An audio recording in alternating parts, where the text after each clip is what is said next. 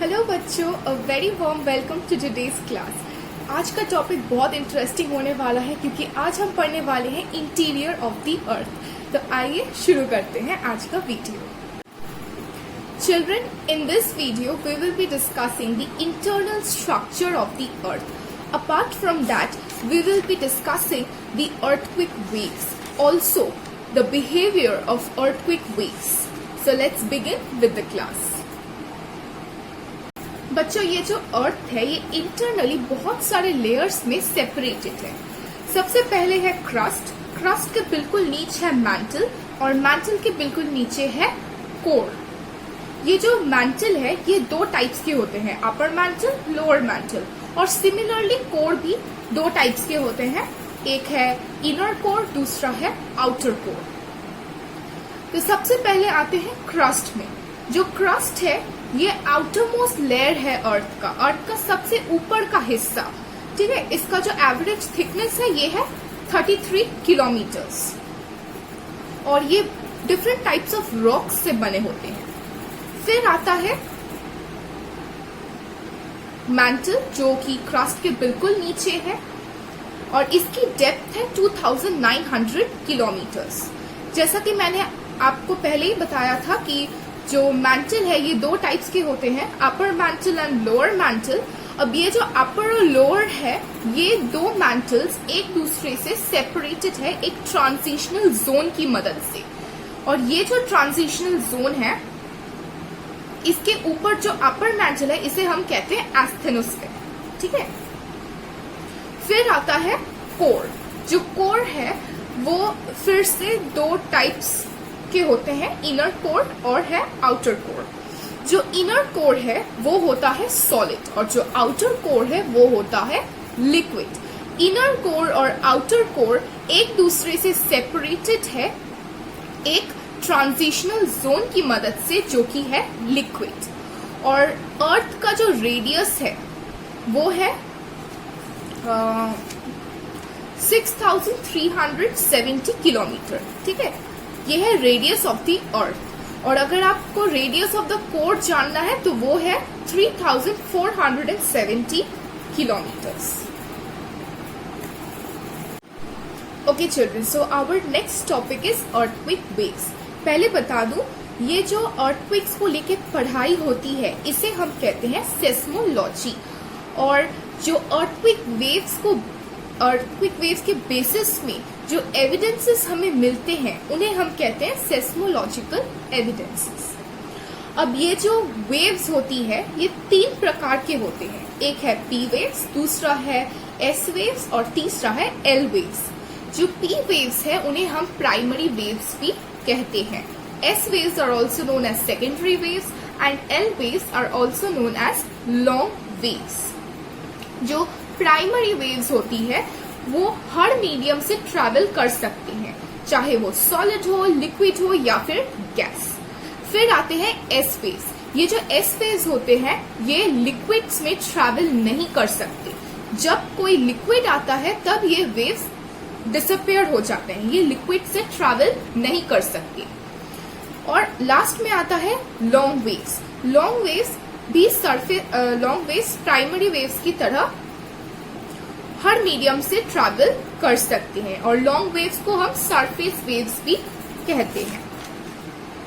और ये जो पी एंड एस वेव्स है यानी कि प्राइमरी और सेकेंडरी वेव्स, इसे हम बॉडी वेव्स कहते हैं। क्यों?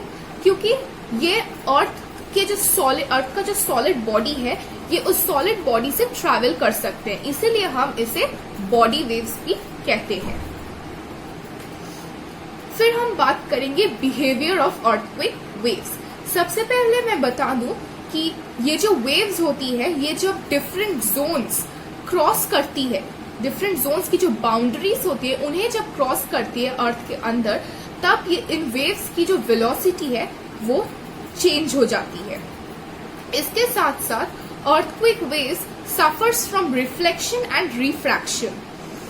रिफ्लेक्शन तो आपको पता ही होगा, रिफ्रैक्शन यानी कि अपना डायरेक्शन जो है वो चेंज कर देना। ठीक है, तो रिफ्लेक्शन और रिफ्रैक्शन इन दोनों का शिकार अर्थक्वेक वेव्स होते हैं।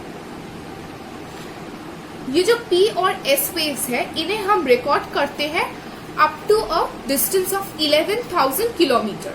ठीक है, 11,000 किलोमीटर तक डिस्टेंस तक हम P और S वेव्स को रिकॉर्ड कर सकते हैं अर्थ के फोकस से, सॉरी अर्थक्वेक के फोकस से।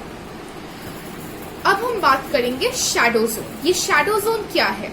देखो, on reaching the core the S waves disappear and P waves are refracted, as a result of which there are no waves. This area is known as shadow zone.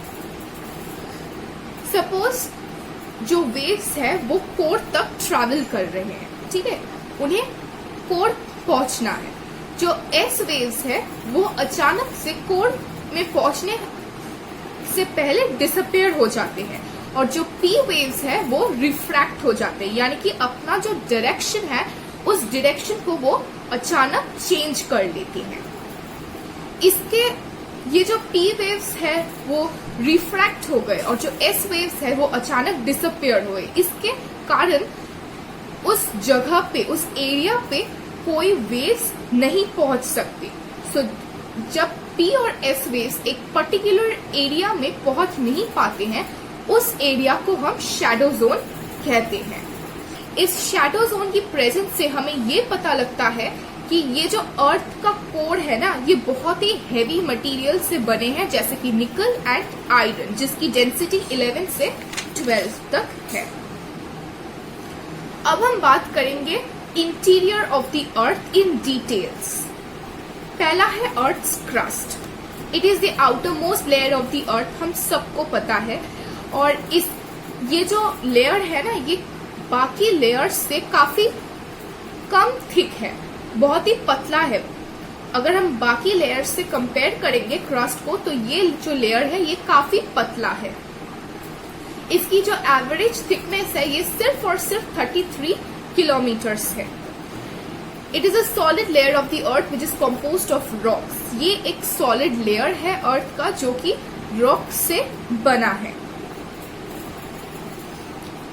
P waves travel at a velocity of about 6 km per second at the surface of the earth. अर्थ के surface पे जो P waves होती है वो 6 km per second speed से travel करते हैं, okay. और ये 7 km per second भी इंक्रीज करते हैं। And sudden change in velocity separates the crust from the mantle.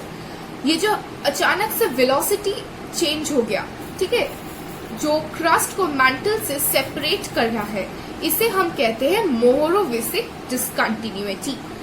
तो जो अचानक से वेलोसिटी चेंज हो गया जिसके कारण क्रस्ट और मैंटल एक दूसरे से सेपरेट हो गए हैं, इसे हम कहते हैं मोहोरोविसिक डिसकंटिन्यूटी। फिर आता है अर्थ्स का mental. The velocity of both P and S waves increases throughout the mantle layer.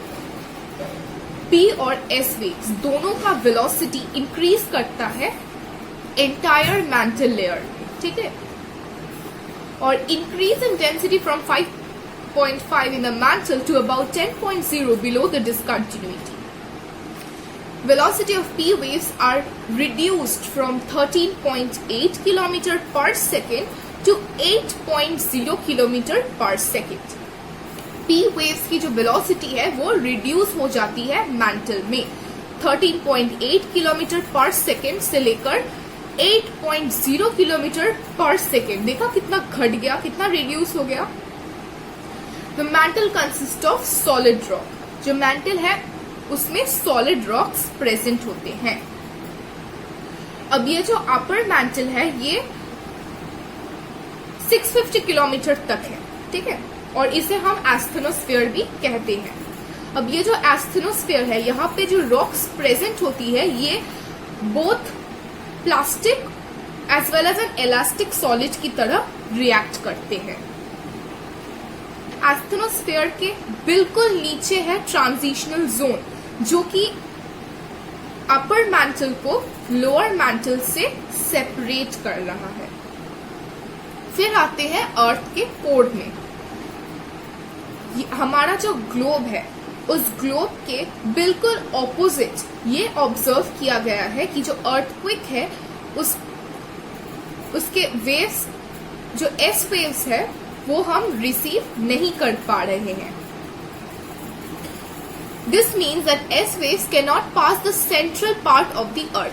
इसका मतलब एक ही है, जो एस वेव्स होती है वो अर्थ का जो सेंटर है उसे पास नहीं कर पा रहा है।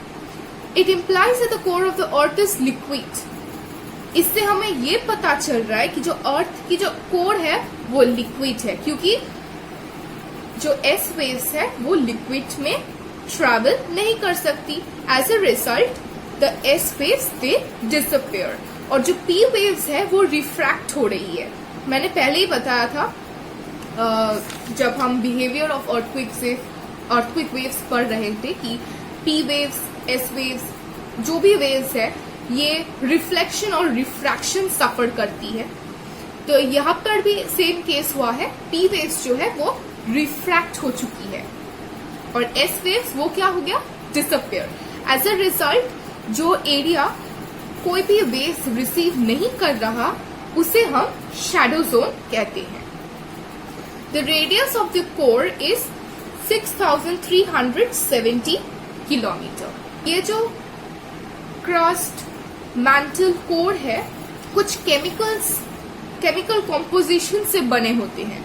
जैसे कि जो क्रस्ट है वो मेनली सिलिकॉन और एल्यूमिनियम से बने होते हैं, जिसको हम सियाल कहते हैं। ठीक है, SiAl, sial. Si stands for silicon and Al stands for aluminium। इसकी डेंसिटी 2.75 से 2.90 है और मैक्सिमम जो डेप्थ है वो है 100 किलोमीटर्स। फिर बात करते हैं मैंटल की। मैंटल की जो केमिकल कॉम्पोजिशन है वो सिलिका और मैग्नीशियम है। दैट इज वाई इसे हम सीमा कहते हैं। सीमा, Si for silica and Ma for magnesium. ठीक है, डेंसिटी है 2.90 से लेकर 4.75 और डेप्थ है 2900 किलोमीटर्स। फिर हम बात करते हैं नाइफ, NIFE। इसकी जो डेप्थ है वो है 2900 किलोमीटर। ये मैं कोर की बात कर रही हूँ। ठीक है, इसका केमिकल कॉम्पोजिशन है निकल और फेरस। Ni निकल, Fe फेरस। ठीक है, डेंसिटी है 11 से 12।